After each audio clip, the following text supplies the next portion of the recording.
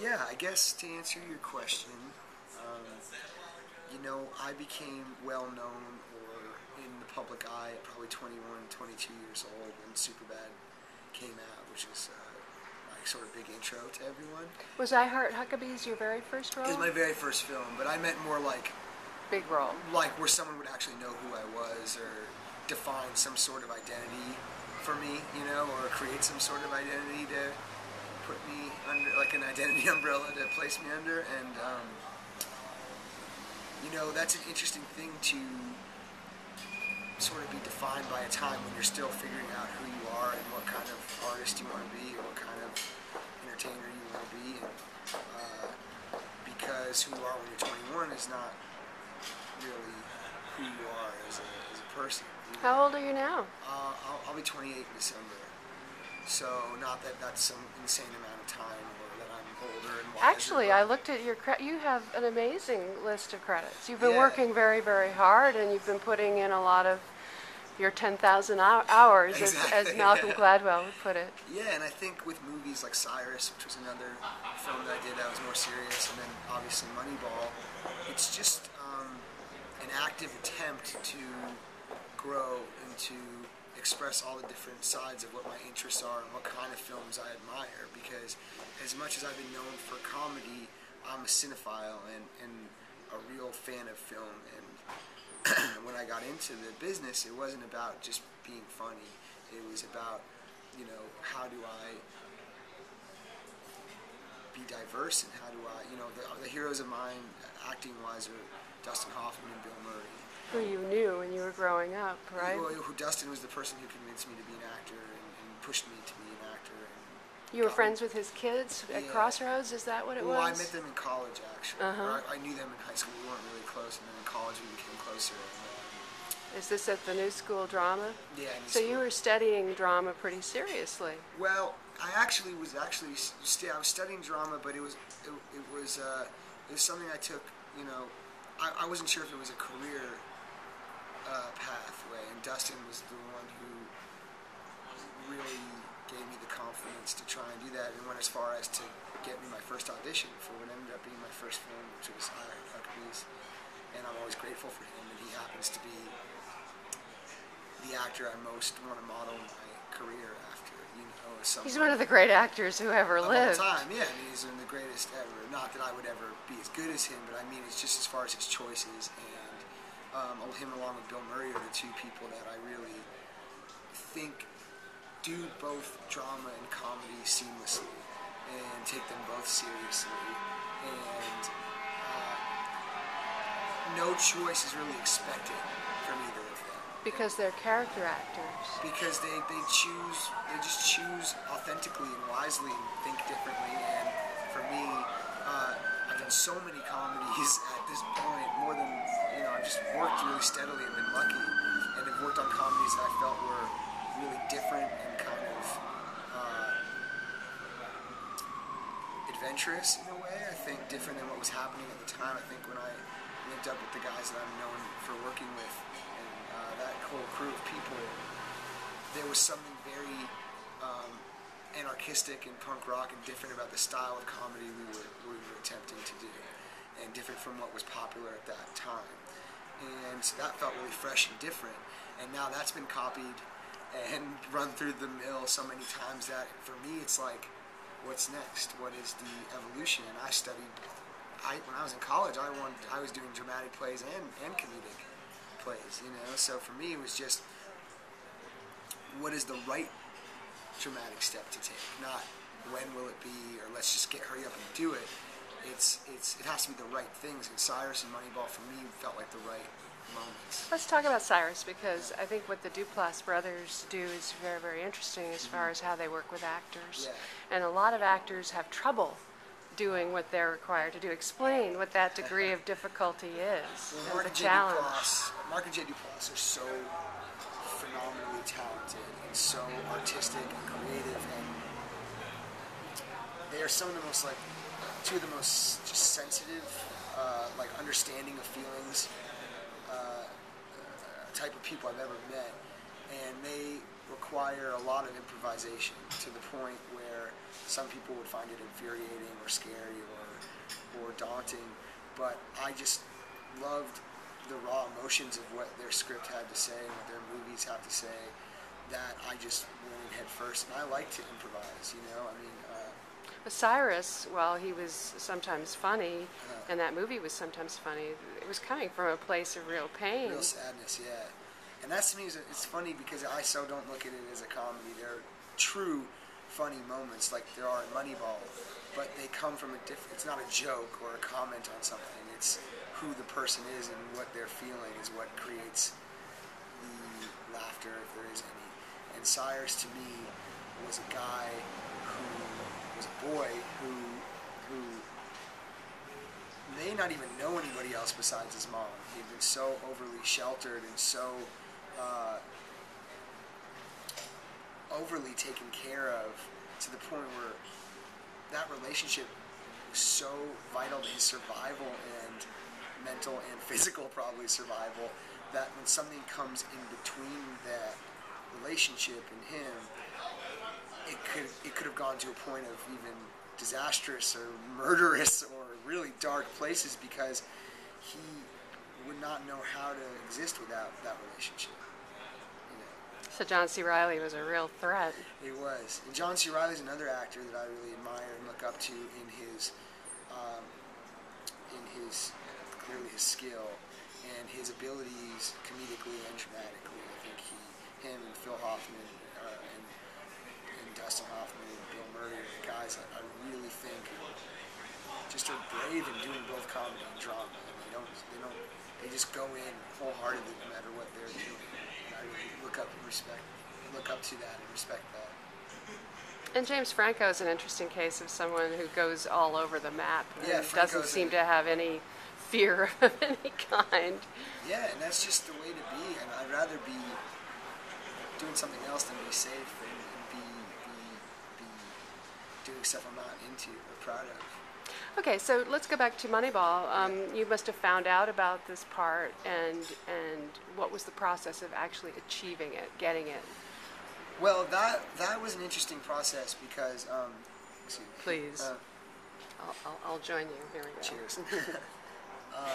You know, my name was probably at the very, very bottom of a list of, seriously, because, you know, my name might be the top of the list of when someone's putting together a comedic film or needs to get a comedic film made, right? Because that's the world that I'm known for and have had some success in. But in the dramatic world, Cyrus hadn't come out yet, and, you know, there are all these people that have had far more success in dramatic filmmaking than I have, and I happen to have known Bennett socially through a mutual friend, and you know, I'd worked with Catherine Keener on Cyrus, and Bennett knew Catherine Keener really well. That's our mutual friend, and she had said really nice things to Bennett about my work in that movie, and Bennett had known me and known that I am a cinephile and love all different kinds of movies and was eager to break out of whatever box I might have been in or might be in. And so he took a meeting with me about it, and he gave me the book, and I read it, and we met, and I kind of pulled a Truman Show on Bennett, where I invited him to a friend. I knew this movie Cyrus I had done. I thought it was really beautiful, and thought the performance could show people that I might be capable of something else that I'm used to do, than they know me for. And so I basically set up a friends and family screening. I called it a friends and family screening, but I really set it up just so Bennett could see Cyrus before it came out. So I invited all these friends and family, but it was a total Truman Show-like maneuver in order to get Bennett's eyes on the film before it was released. And after he saw that, he cast me in the film. And he enjoyed that performance and thought I could bring to Peter Brand, the character in Moneyball, what was necessary to show who he was and what he brought to the story. Well, one of the significant things that you do in your performance, and talk to me about how you both came up with this sort of long, slow burn, the reaction shot. I mean, that is it is so effective, and it's sort of repeated over the course of the movie until you get to this extraordinary final slow burn. What's going on there? Well, I think it's every actor's instinct to like chew up the scenery and make a big show. You know, actors by nature are people who, whether they say it or not, desire attention and praise, I guess. You know, or else they wouldn't be performing for people. And I don't care what any of them say. That's just the truth. And I think your instinct, or my instinct, and most actors' instinct, is to want to go bigger and make a meal out of everything. And what Bennett and I talked about when I read this book, as I said, the boldest choice I'd be able to make with this character, we were talking about whether I was going to play the character or not, and the boldest choice I could make is to be very minimal with this character. And the character is so, he's never had a light shine on him before. And Billy Bean, Brad's character, gives him this opportunity and shines a light on him for the first time. And it's definitely a deer in headlights type situation, because he's so used to blending into the wall that now that he, at 24, is the assistant general manager of a Major League Baseball team, he's really like a, you know, baby deer, like learning how to use his legs for the first time. Like when Billy Bean, you know, goes, yeah, when I point at you, I want you to answer the question in that meeting, right? Yeah, and it's just so hard for him to have that light on him because he's so not used to that. And I like about my personality that I can be someone who's out front and outgoing, and that's why I thought it was a really interesting thing to get to play a character who's the polar opposite of that. And when I watch the film, I don't recognize anything in myself, and that's kind of what you look for as an actor, is to try to play parts like that. Now, he's an amalgam of several different people, right? And did you meet the people? I mean, was there a modeling going on at all? I met Paul DePodesta and Theo Epstein, who were guys who were using sabermetrics, and Paul was working for Billy at this time, and was the character in the book. But and I got to spend time with them, and they were so open and honest. And Paul, since the movie has come out, we've talked a lot, and he enjoyed the film. And I think his discomfort laid more with how the book portrayed him. I think it's hard to be defined. I couldn't imagine someone playing me in a movie, or someone writing a book about me, because you would always imagine yourself as different than someone else captured you. There's no possible way to capture me within the course of this interview of who I actually am as a person. I'm trying my best to do that, but the truth is, it's terrifying. And I think Paul was really, he does not like to be defined by other people. So in this book, when this book came out, he felt, you know, misrepresented. And when the movie would only further perpetuate that. So for me, it was like, let's just change his name, and I can become close with the guy. And him and I have a great relationship. And Theo Epstein, who ended up using sabermetrics to break the 100-year-old curse of the Bambino in Boston, I got to spend a day with him and shadow him to get the idea of what the culture is like to be working in the front office of a Major League Baseball team, what it feels like and what it smells like and what the interactions are like and what the attitude is like. And these guys were very open and giving with their time. So what was the mechanics of those long reaction shots, though? I mean, just how did you and Bennett sort of come up with those? You know, Bennett, obviously being the filmmaker behind the movie, had an idea of how he wanted to tell the story. And for me, like I said, it was just about, I would take away lines from myself because I wanted to try and express. I didn't think this guy would express himself with his words. Sometimes silence is more evocative and more expressive. Yeah, especially with this kind of person who has the brain the size of a Buick, but the ability to express himself is incredibly crippling for him. He doesn't have that in him. So to me, it was more about what I could say with an expression or a gesture than with actual words. So what is going through his mind in the end, you know, when all of these decisions have to be made? I think he goes through a place, you know, there's a scene in the movie that's my favorite scene I have in the film where I have to trade a player. Billy Bean's character makes me trade a player because I think it's very rare in a movie where you get to see someone grow up in the course of a 30-second scene.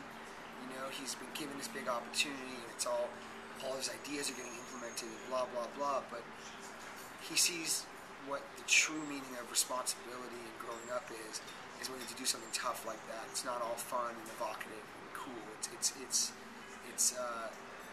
It can be, the responsibility can be doing something really hard sometimes.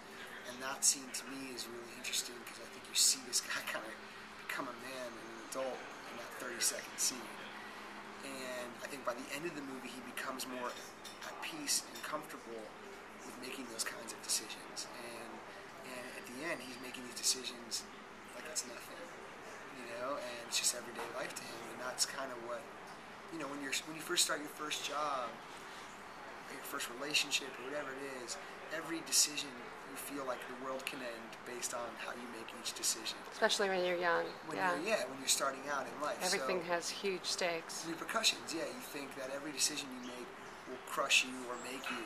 And the truth is, life is just a series of incredibly, a string of decisions, and you do the best you can at that moment. And when you grow up, you really learn, hey, I'm just going to do the best I can at this moment. I'll make the decision that seems right. I'll put thought into it, but at the end of the day, I'll have to just make a decision. And I remember even when I was starting out, every day, every choice in my career, my life, I thought was so dramatic and important. And then now I just make big life decisions just based on, you just think about it and you do the best you can. And the truth is, life will go on after these decisions are made. And I think Peter learns that through the course of